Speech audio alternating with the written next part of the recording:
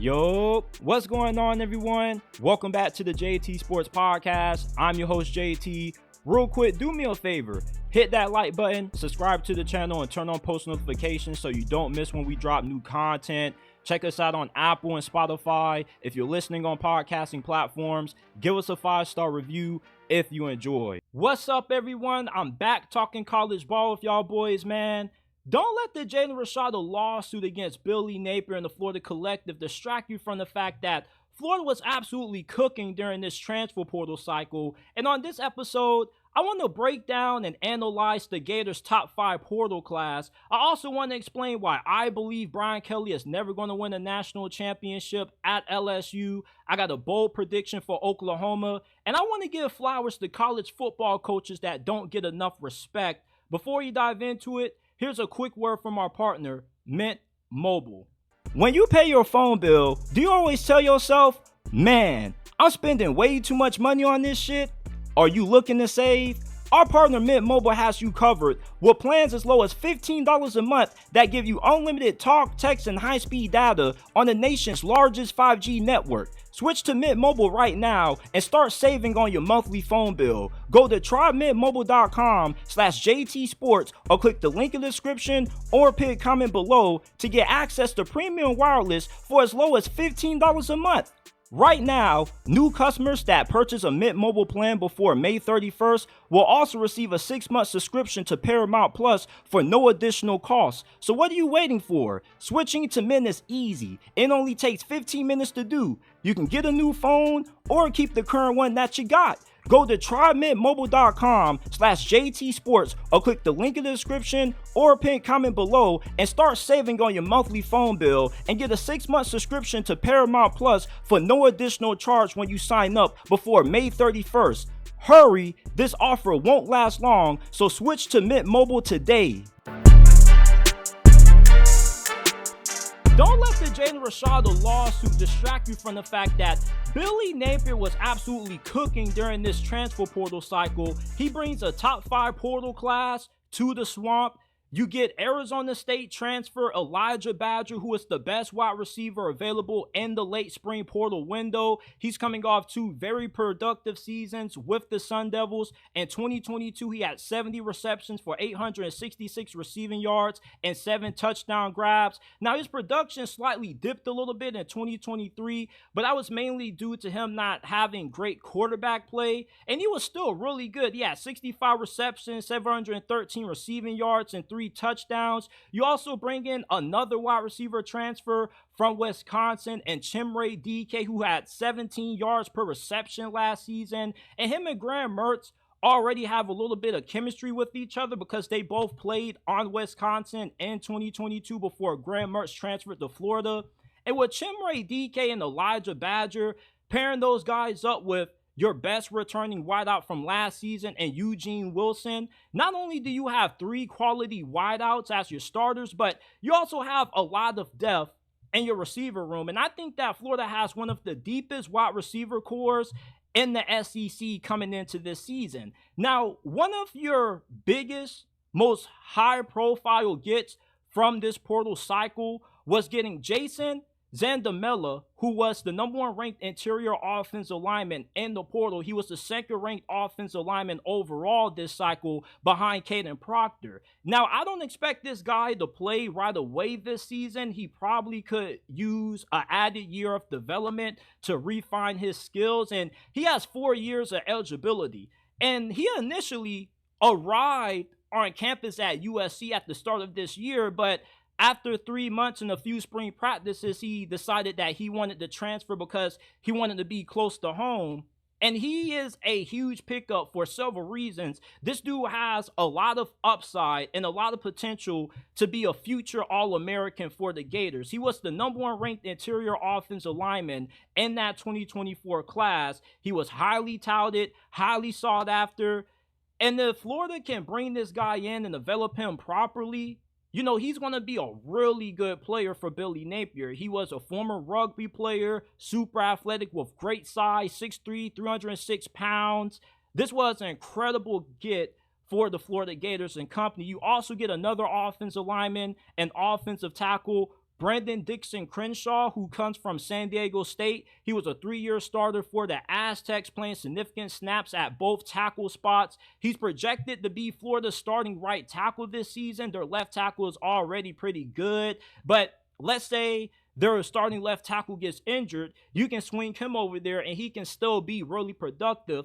It's really hard to find offensive tackles that have played the amount of snaps that Brandon Dixon Crenshaw has at both tackle spots. So you essentially have a really good swing tackle. Now, on the defensive side of things, my favorite transfer that Florida got personally was defensive lineman Joey Slackman. Now, this guy was an absolute beast at the FCS level. He was the third highest graded defensive lineman in all of FCS in 2023 by Pro Football Focus. He also was the 2023 Ivy League Defensive Player of the Year. He had 50 total tackles, 12 tackles for loss, and 4 total sacks as well. And he wasn't too shabby in 2022 also. 9.5 tackles for loss, 4 sacks. Joey Slackman is going to be an immediate upgrade from anybody that Florida had at that position last season, not only because he's going to be really good against the run, but also because he can get after the quarterback. And Florida lost their most productive pass rusher to Ole Miss in the portal. So bringing in Slackman is going to help Florida's defensive line improve in all areas that they struggled in last season. Now you get Grayson Howard, who is from your backyard. He played in Jacksonville for Andrew Jackson High School. He was at South Carolina, and he played in 11 games as a true freshman for the Gamecocks last year. 19 tackles. He had a tackle for loss and a forced fumble. He was the 9th ranked linebacker in this portal window. He was the 98th overall player in the transfer portal. And there are very high expectations for this guy, and rightfully so. He is very athletic, really violent. He's great against the run. Bringing in Grayson Howard and Joey Slackman immediately is going to pay dividends for Florida's run defense, which was absolutely terrible last year. Plus, one of their best linebackers last season got his season cut short due to an injury. And once he got injured, that's when this run defense severely started to decline. Now, you also, in the secondary, get an impact guy in Isaiah Turner from the University of Washington. He follows new defensive back coach Will Harris to Gainesville. He's a multi-year starter. He missed a couple of games for the Huskies because of an injury, but when he was fully healthy in 2022, this dude was a stud. 52 tackles, 2 interceptions. He should be an immediate upgrade at that safety spot from whoever Florida had starting last year at that position. And I'm very excited to see how well he plays next to Jordan Castell, who was a SEC freshman of the year pick by them, or he was on the SEC all-freshman team last season. You also get another defensive back from Tulane and DJ Douglas. He initially started out as an Alabama commit, but when he transferred to Tulane, he really started to take off. He's a good tackler. Billy Napier, during spring practice, has praised his work ethic, his practice habits. And not only is he a really good tackler, but he has a really high football IQ, great instincts.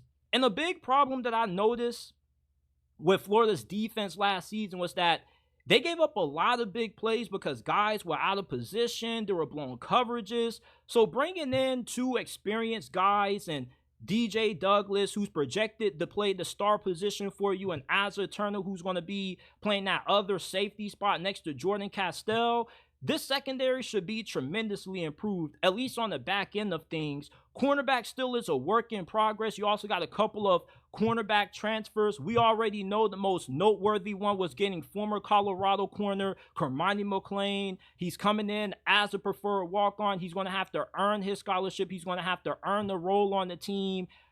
I still think that Kermani McLean has all the potential to develop into a really good corner. Let's not act like this dude is a complete scrub and he can't play. He has really good length. He is really athletic.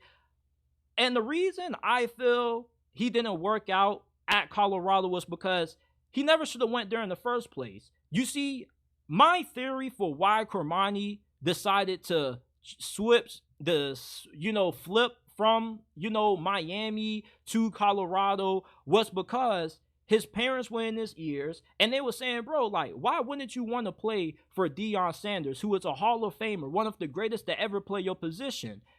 And the thing with Deion Sanders is that for most parents, they don't know who most of these coaches are. So if Billy Napier walks into your locker room, if you're Kamani McLean's parents, you're probably like, who are you? But if Deion Sanders walks into your living room, everybody knows who he is. Your grandma knows who he is. Your uncle, your auntie knows who he is.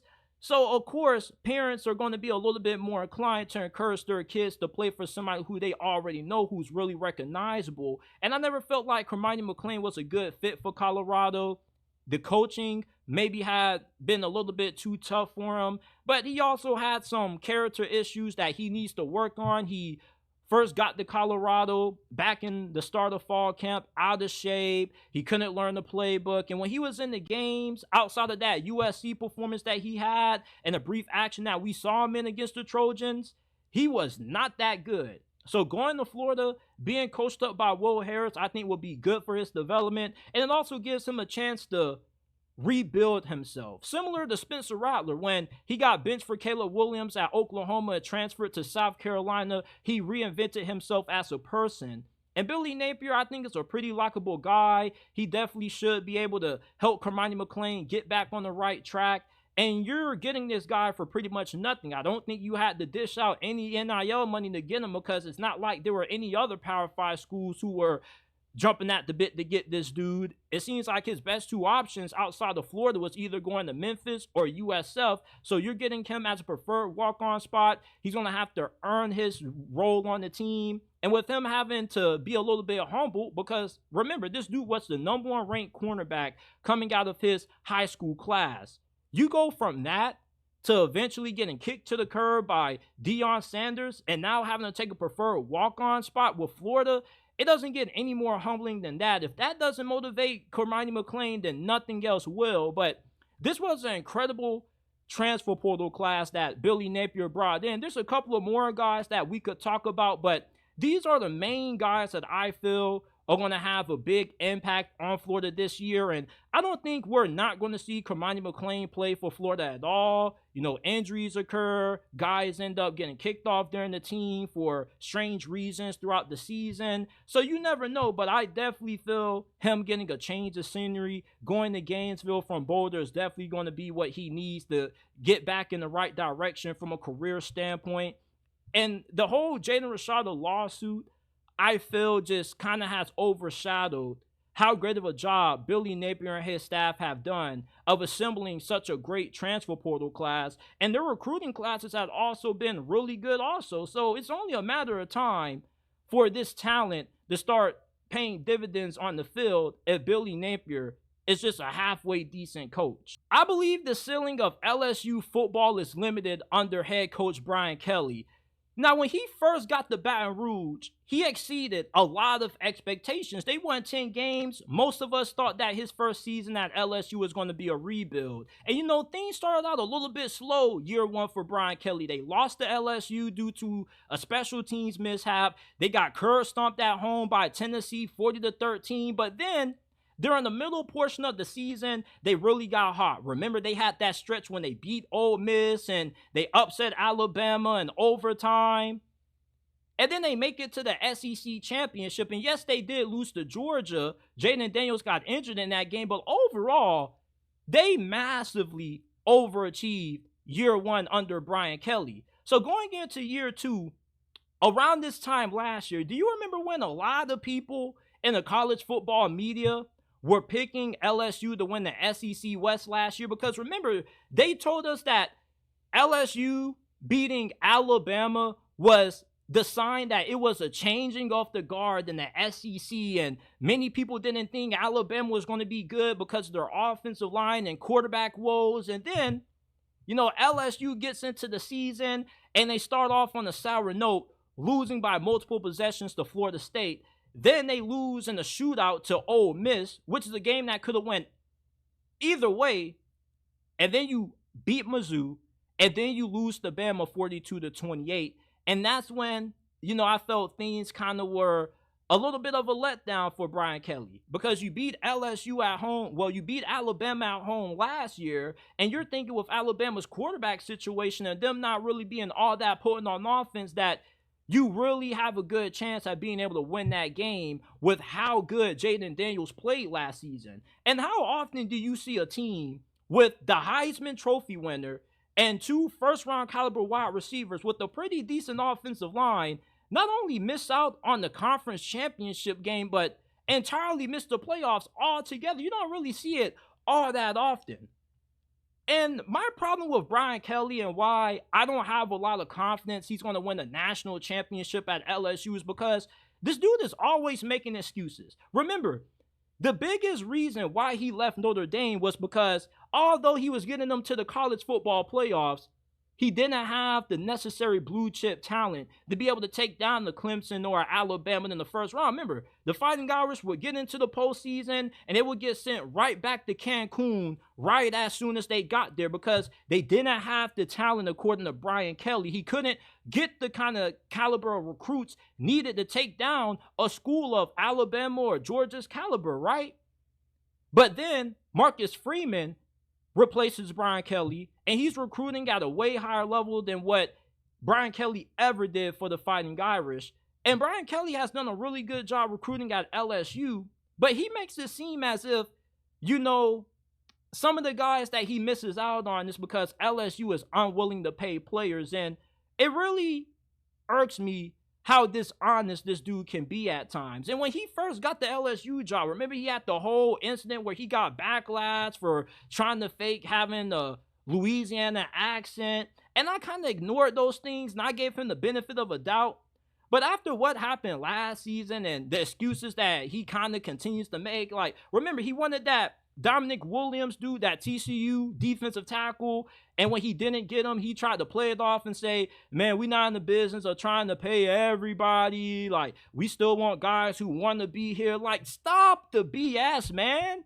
You got the #1 quarterback recruit for this year's recruiting cycle, and I'm pretty confident that you paid that dude, bro. Like, it's legal to pay these players now. There's no shame in playing for the best players. But just don't try to make it seem like, you're trying to go about things in a humble way and you're trying to make sure that you get guys that really want to come to LSU, because a lot of the transfers that LSU got from their big, massive transfer haul last year didn't really pan out, and a good amount of those guys are no longer with the program. And I get that LSU isn't the only school that's losing a lot of transfers to other schools that they brought in from the portal, but the development of those portal guys wasn't as good as what it needed to be. And that's why LSU still has big concerns on defense. Now, they bring in the all-star coaching staff. You got Bo Davis as your defensive line coach. You got an all-star studded defensive coaching staff now, but you still don't have the necessary talent needed to maximize making that big of an overhaul to your coaching staff. You're still going to have a good amount of defensive struggles. Is your defense going to be better this season than what it was last season? It will be, but not good enough for LSU to compete for the SEC championship this year. And it goes back to that last portal cycle. They brought in all those guys on defense, and none of them were able to pan out and improve your defense at all. And now you're still lacking not only the necessary talent up front of your defensive line, but also depth on the defensive line. And what the hell happened to Harold Perkins? This dude was arguably the best defensive player in college football, and all of a sudden, we kind of forgotten how good he is.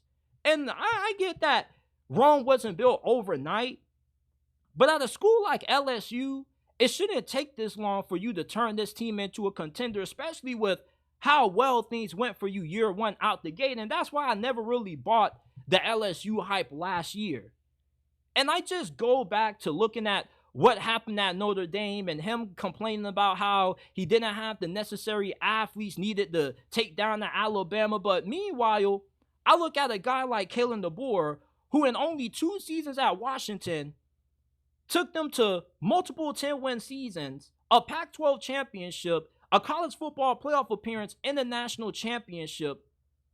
And I'm looking at Kalen DeBoer, and I'm like, bro, like, if you can do this at Washington, with inferior talent and not really having the same access to resources as a school like Texas does, why couldn't Brian Kelly do the same thing at Notre Dame? Let me ask you guys a question, and I want y'all to be truthfully honest with me about it. If Kalen DeBoer was coaching at Notre Dame instead of Brian Kelly, do you think Notre Dame would have continued to come up short in the first round of the playoffs? Because it's not like Notre Dame didn't have good offensive lines and good defensive lines. Like, they steady putting offensive linemen in the NFL, and Notre Dame offensive linemen are always viewed in high regard, and it's not like they didn't have any talent at all. You see, if Marcus Freeman can come in at Notre Dame right off the bat and bring in top 10, top 15 recruiting classes and bring in the kind of athletes that you struggle to recruit, I kind of look at you with a little bit of the Rock's eyebrow. And then you get the LSU, you're bringing in all this talent in the transfer portal, but yet none of these guys worked out on defense.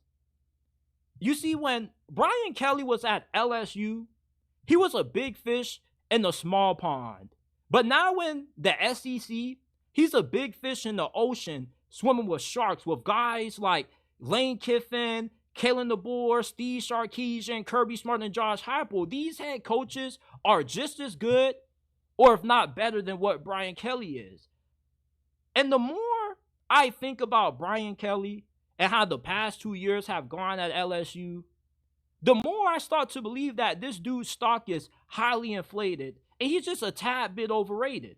Now, I'm not saying that LSU is never going to win the SEC and they're never going to make it to the playoffs, because I believe that they can.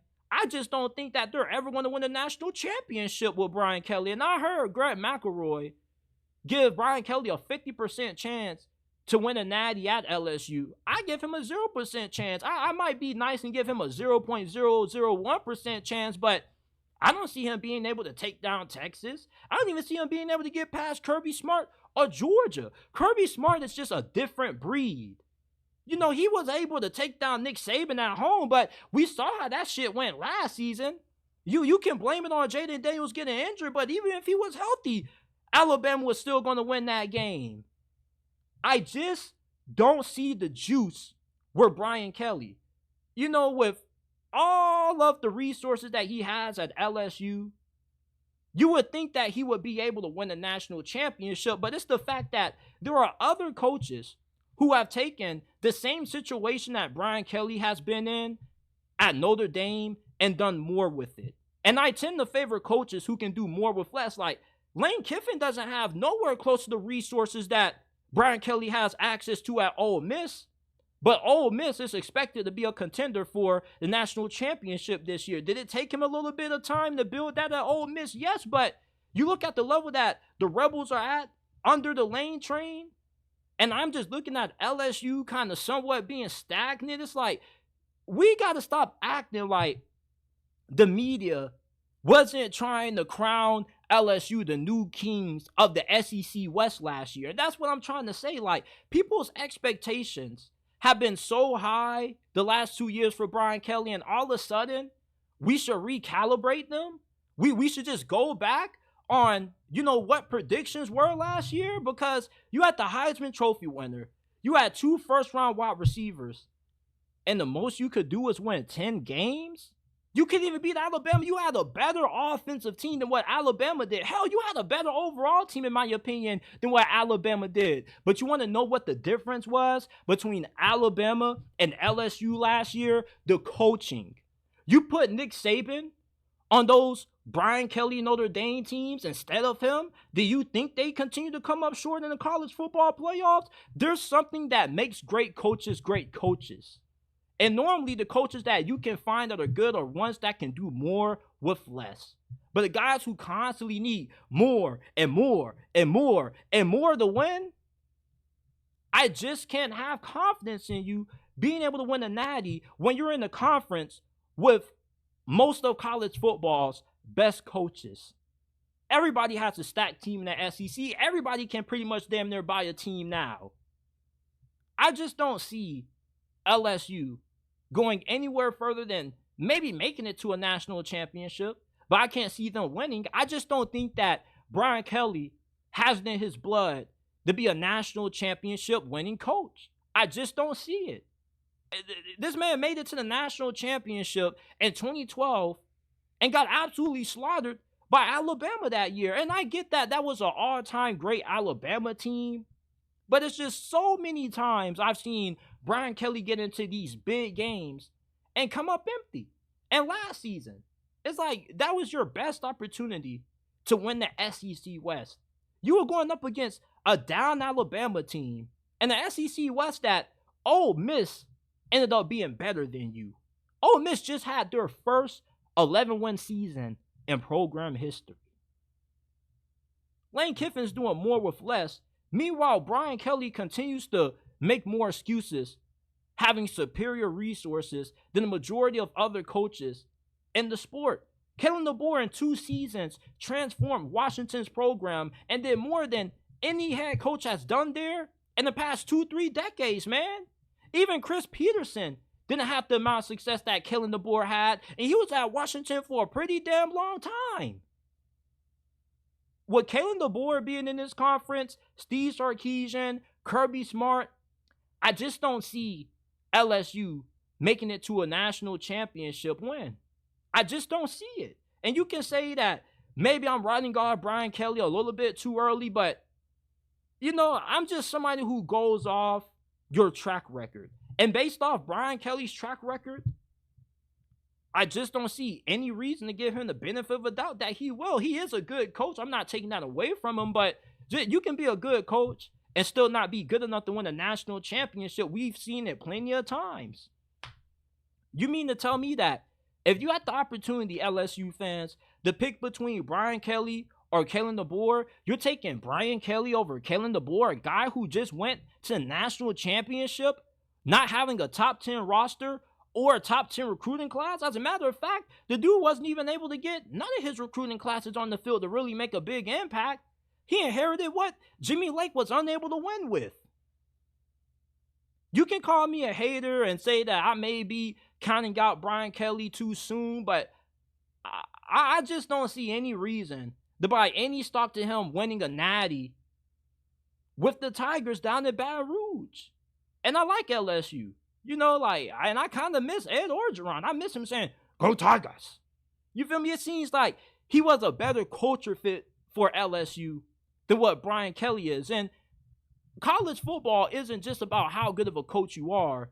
It also has now become if you're a good culture fit for where you're at. And I don't think that Brian Kelly is a great culture fit for LSU. Like, when you gotta fake your accent just to fit in, like, I just kind of view you as a little bit fraudulent.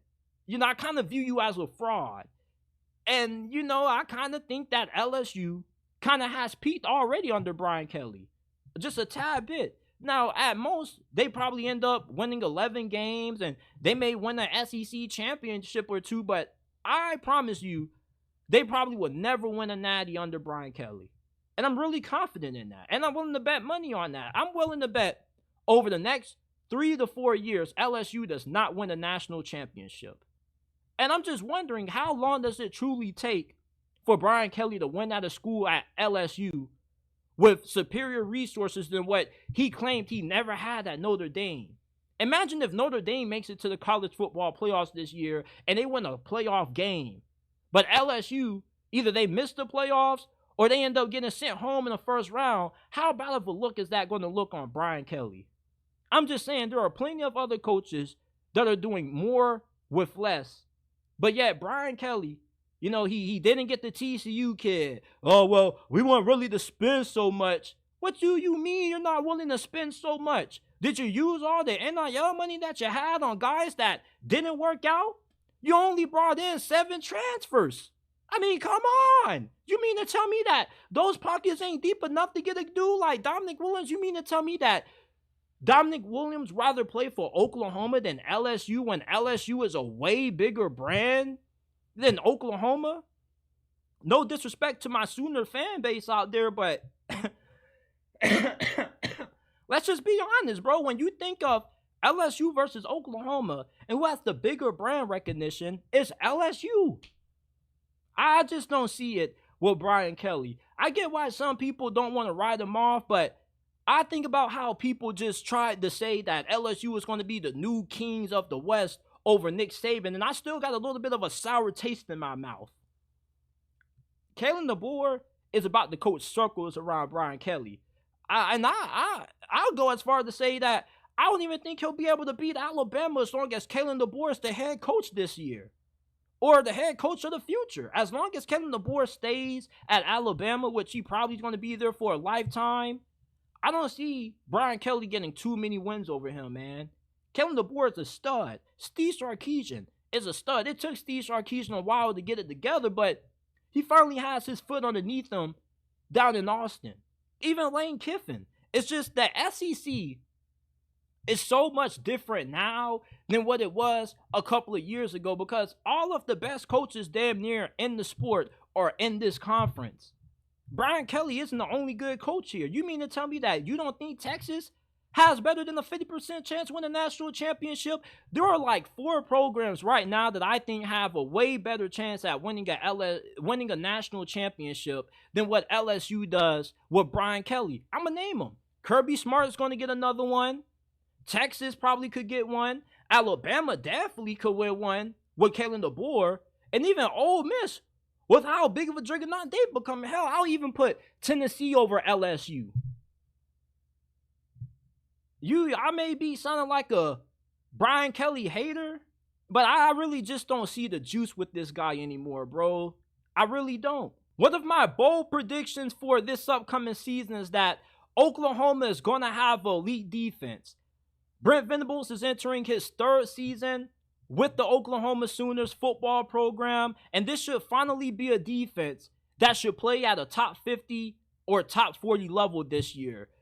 The reasons for Oklahoma's defensive struggles in the past have mainly been because they haven't had enough talent and depth on the interior of their defensive line, and they've lacked a consistent pass rush. Well, this season, that should be a different story. Your pass rush should be consistent. You get a Miami of Ohio transfer and Caden Willard, who had 9.5 sacks last year. He was one of the best players in the MAC. You return 2 of your top leading sack producers and defensive end Ethan Downs and linebacker Danny Stutzman. And not enough people talk about how good of a player Danny Stutzman is. Like, let's talk about him for a quick second. This dude was a 3rd-team AP All-American last year. He had 104 tackles, 3 sacks, 16 tackles for loss, 3 pass deflections, an interception, and 2 forced fumbles. He's one of the best players in the SEC this year that nobody is talking about. And then look at how deep their secondary is this season. Like, Oklahoma may have the deepest secondary in this conference this season. Their secondary is so deep. It's like you got safety Billy Bowman, who had 63 tackles, 6 interceptions, which was 2nd in the nation, and he led all of college football and pick 6s with 3 of them.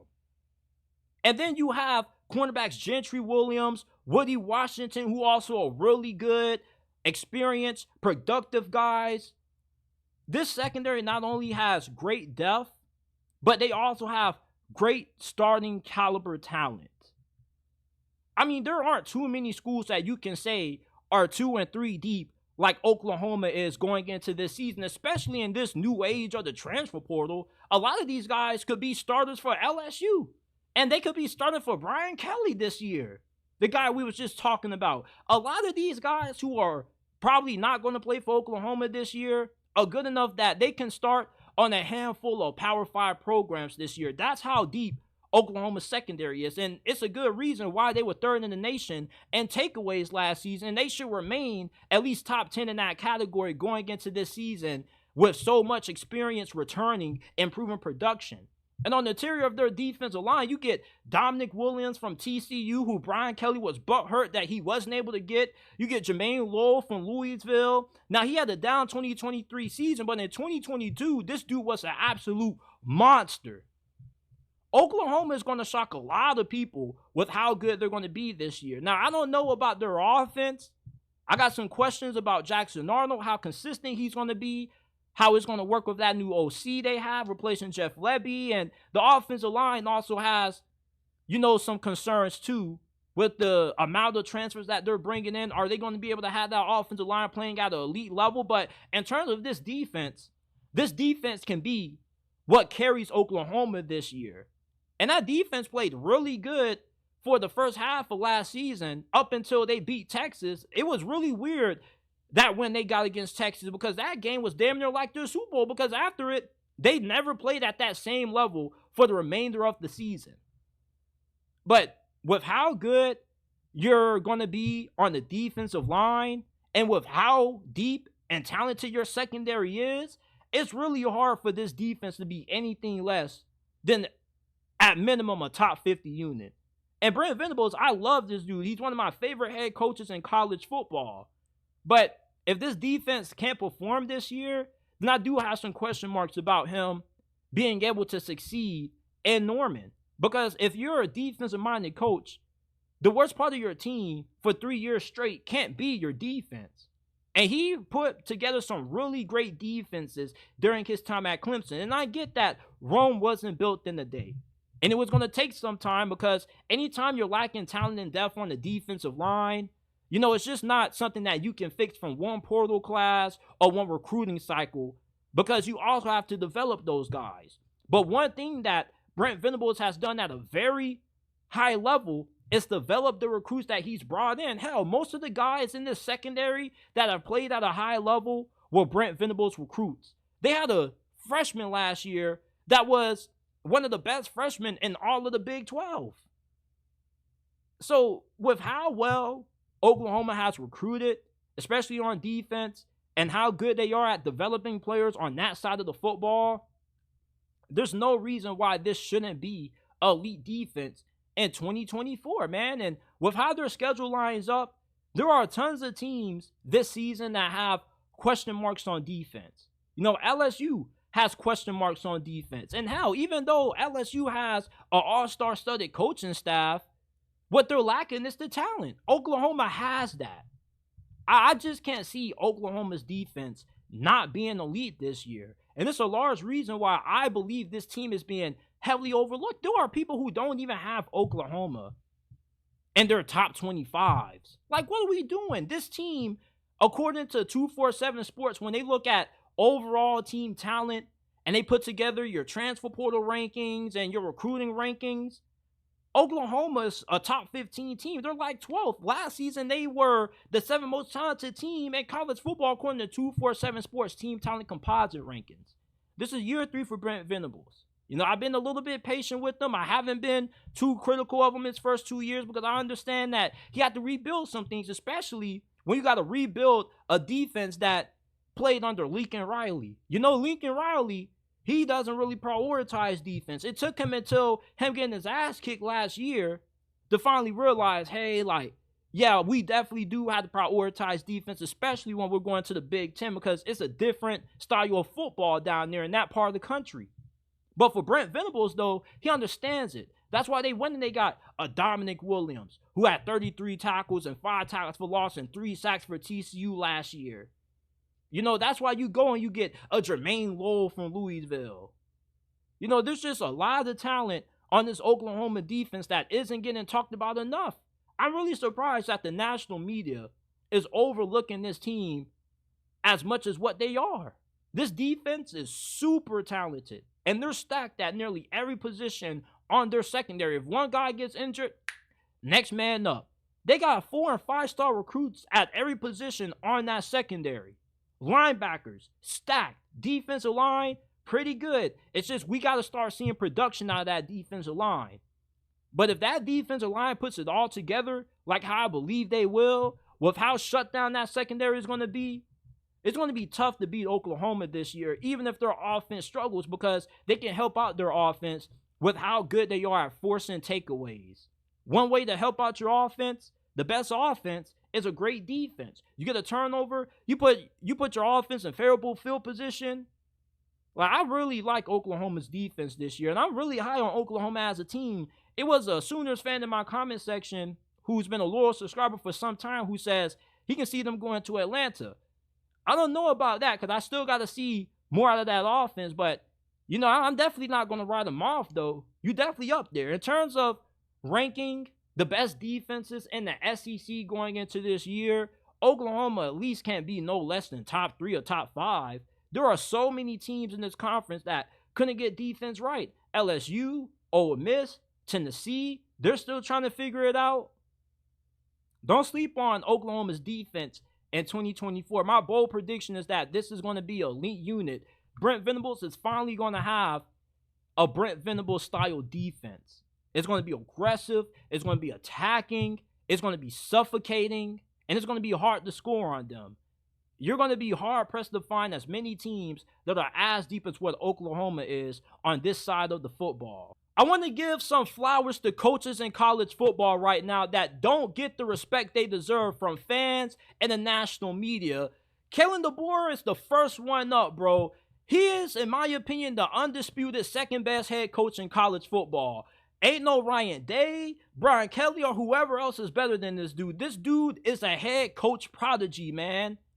In 2 seasons at Washington, he revived that program after Jimmy Lake damn near ran that thing into the ground, taking over for Chris Peterson. Do y'all remember how bad the Jimmy Lake era at Washington was? This dude was getting into it on the sidelines with his own players, man, putting hands on his own players. Kalen DeBoer came in, took them to 10-plus wins, a bowl game, and then year 2, a national championship appearance. When's the last time Washington played in a national championship? It's been a very long time. Kalen DeBoer was the first coach in Washington program history to win 11 games or more in consecutive seasons, and he was 10-1 against ranked teams. Hell, we get on Ryan Day for not being able to beat Michigan, but yet Kalen DeBoer ran his rivals. Oregon was expected to beat Washington both the 2 times they played last year. And we all got a lot of admiration for Dan Lanning. He's one of the best ascending coaches in the sport. But Kalen DeBoer coached circles around that dude, man. He is 104-12 in his 9 years as a head coach. He was 12-6 the 2 years he was at Fresno State. And he went 67-3 at his alma mater coaching NAIA ball. He led his alma mater to 3 NAIA championships, and he had a 49-1 conference record during that span. You're winning at the NAIA level. You're winning at Washington, and only to span the 2 years, you take that team from nearly being ran to the dirt to now a relevant program with the 25-3 record. This dude is the second best head coach in college football, and it really surprises me anytime I see top 10 head coaching rankings and Kalen DeBoer is not at number 2. Like, I saw somebody for On3 make a ranking that had freaking Steve Sarkisian over Kalen DeBoer. Like, are you kidding me? You got Steve Sarkisian at number 2 over Kalen DeBoer when Kalen DeBoer has ran this fool twice? Beat him in the Alamo Bowl and beat him once again in the college football playoffs, bro. The disrespect for Kalen DeBoer has to stop. And I see some of these SEC fanboys out there when Kalen DeBoer first got hired by Bama saying, man, this dude ain't going to work. You got a dude who ain't from the South replacing Nick Saban. How is this going to work? Urban Meyer wasn't from the South. And you saw how that worked. You saw how he was running the SEC at Florida for a span. You know, like, not everybody has to be from the South to succeed. I get that college football is rooted in culture. But when you got a guy that's the kind of stud coach that Kalen DeBoer is, I mean, there are players that played for his NAIA program when he was coaching there that will literally come on and tell you that he was too good of a coach for us. He's a prodigy. There wasn't a better replacement for Nick Saban than this dude. Alabama fans are blessed, and I believe that he's going to have a way better shot at winning a national championship in the next 5 years than Brian Kelly and Steve Sarkisian.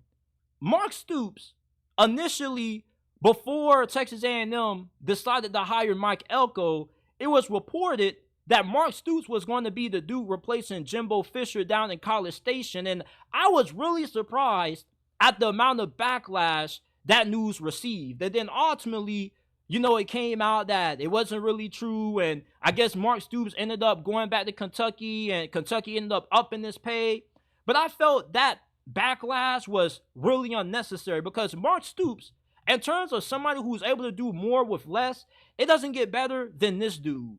Kentucky, before Mark Stoops became their head coach, you didn't even pay attention to football. They were all basketball. They were a basketball school.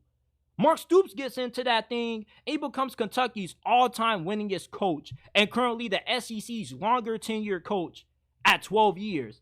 Since 2018, he's had 2 10-win seasons, and he has a 4-2 record in bowl games. He is the staple and the model of consistency, despite having limited resources at a place that's tough to recruit at, in college football's toughest conference.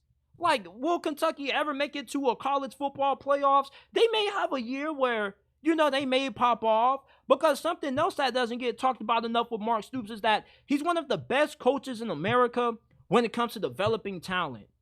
A lot of the guys that he's put in the NFL, they weren't 4-star guys. They were like 2- and 3-star guys. And now all of a sudden, recently, Kentucky has started to get better blue chip talent. But he does a really good job at developing his recruits. Now, imagine if he gets better resources. Hell, if you put him at LSU, I think LSU has a better chance winning a national championship with Mark Stoops than they do Brian Kelly. There isn't a single coach that gets disrespected as much as what Mark Stoops does, despite how much he has done for Kentucky football. This dude is Kentucky football. And speaking of, Mark Stoops being the face of Kentucky football, when you think of Oklahoma State, Mike Gundy has to be the face that comes to mind. He has to be one of the few coaches in college football that when you bring up their university, he's synonymous with their school. When you thought of Alabama, you think Nick Saban. When you think Oklahoma State, you think Mike Gundy. He's the face of that university. And he's tied with Kyle Whittingham as the second longest tenured coach in college football, behind old man Grandpa Kirk Ferentz down there in Iowa. He's 166-79, entering his 20th season with that program. Since 2010, he's had 8, 10 or more win seasons. He's a 3-time Big 12 Coach of the Year. He's led Oklahoma State to a Big 12 title reign in 2011, and they should have been in the BCS National Championship that year, but they got robbed due to the dumb computer models that we have. Imagine if we had the college football playoffs back in 2011 and Oklahoma State got into that thing. He's also 2-3 in New Year's Six bowl games. He has a 12-6 bowl record overall. Like, I get that Oklahoma State is his alma mater, but if I'm Florida and it doesn't work out with Billy Napier, I'm dishing out whatever it takes to get Mike Gundy to come to Florida. And money talks. If you're offering Mike Gundy $12.5, $13 million a year, there's no way he passes up on that opportunity. Consistency has always been there for Oklahoma State. And I know things looked a little bit rocky at times. I thought that it was a wrap for him when he lost to South Alabama last year. But surprisingly, he was able to turn that thing around. And with how great of a culture and infrastructure that he's built down there in Stillwater, with all of the multiple All-Americans that he's produced, Dez Bryant, Justin Blackman, this dude is a stud. He's one of the best coaches in the sport. If I was to give you guys my top 10 head coaching rankings right now, he'll definitely be somewhere in the top 10. And I eventually plan on releasing those, but nobody has done more with less than Mike Gundy. You want some more accolades for this dude? He has led Oklahoma State to 16 straight bowl appearances, one of the longest active bowl streaks in the nation. Do I need to say more? He may be the most underrated coach in college football. He takes the title away from Kyle Whittingham now. You see, Kyle Whittingham isn't underrated anymore. Everybody knows how good of a coach Kyle Whittingham is. But Mike Gundy, I don't think he gets enough respect for what he's done in Oklahoma State. It's like you got to bring up Mike Gundy for people to know, oh, snap, like, okay, that dude is good. Like, if you were to ask one of your homies that's a college football fan to name you an underrated head coach in college football, I doubt many of them are going to mention Mike Gundy to be the first person to come in their head, because he'll be the first person to come in minds other than Kalen DeBoer. What about Chris Kleiman at Kansas State, though? He has the second most wins in program history with 39. He has a 39-24 overall record there. He has won 8 or more games 4 out of his last 5 seasons down there. He led Kansas State to a Big 12 championship win when they upset TCU in 2022. And he was 69-6 as the head coach for North Dakota State, leading them to 4 FCS national championship wins in the time that he was there from 2014 to 2018. And a lot of people think North Dakota State as an FCS powerhouse. Yeah, he was the head coach who was responsible for that. I didn't even know that he was the dude winning all those national championships down there until I ended up researching this video. This dude is an absolute stud, and it's only a matter of time before he ends up getting one of these big-time jobs at one of these blue blood programs. Like, once again, if Florida ends up cutting ties with Billy Napier, Chris Klieman definitely needs to be the first dude on the phone that they call. You winning 4 FCS titles at North Dakota State? Like, ever since this dude left, South Dakota State has overtaken North Dakota State as the powerhouse in the FCS. Chris Klieman is a credible head coach. He's won 75% of his games, which is 3rd among active FBS coaches, only behind Kirk Cinetti, who was coaching at James Madison, who's now at Indiana, and Dabo Swinney with Clemson. And we can't end off this list without talking about the upset master that is Jeff Brom. And he's not called the upset master for no reason. At Purdue, he had 3 wins against top 3 teams. Ohio State in 2018 when they had Dwayne Haskins, which kept them from making it to the playoffs. Iowa and Michigan State, both in 2021. And even last year at Louisville, they upset Notre Dame. And I was warning people, don't sleep on Louisville if you're Notre Dame fans. You're going up against the upset master. This is what this dude is known for. And he pulled off the upset once again. And he led Louisville to their first ACC championship appearance in program history since 2013, back when they had Teddy Bridgewater and Charlie Strong there. And it's the first 10-win season that they had since that span, since that year. So for Louisville, being able to make their first ACC championship game in the history of their program under Jeff Brom, and being able to get their first 10-win season in over a decade is really impressive for Jeff Brom to do in only his first season. And even at Purdue, you know, this dude was not only a really good recruiter, but he was always a really good game day coach. Always had his team prepared for the big games. You know, they made it to a couple of Big Ten championships, and although they didn't win any of them, you know, like, just the fact that he was able to turn Purdue around and to make them a respectable program, because you see what they're doing now. You know, they had a down year last season in 2020 and 2023 with that new head coach they brought in, who was the DC for Illinois. So Jeff Brom is an incredible head coach, and he's one of the best coaches in college football when it comes to having his team ready for the big games and the biggest stages. And he has a 76-48 record overall in his decade being the head coach. So these are my list of head coaches that don't get the respect they deserve from college football fans and pundits of the media. And I just wanted to take time to dedicate a segment to give these guys the flowers that they deserve. This is it for this episode of the JT Sports Podcast. I appreciate you guys for tuning in. If you guys made it this far in the episode, man, do me a favor. Give us a 5-star review on Apple and Spotify if you enjoyed.